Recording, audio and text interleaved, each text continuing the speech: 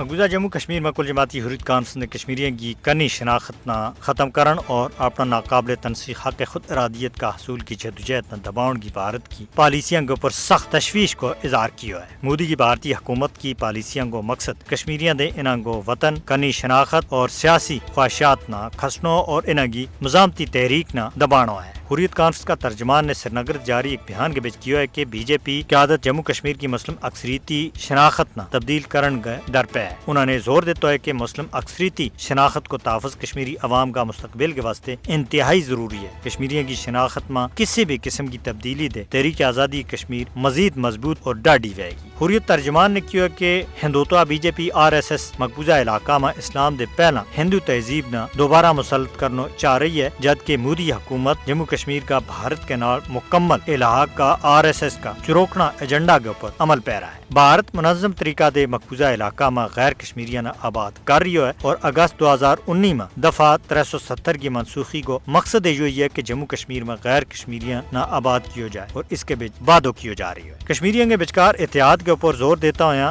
حریت ترجمان نے کیا ہے کہ مقبوضہ کشمیر میں بی جے پی سازشاں کو مقابلہ کرنے کے واسطے کشمیریوں کی صفاں کے بیچ اتحاد اور اتفاق کو ہونا ضروری ہے۔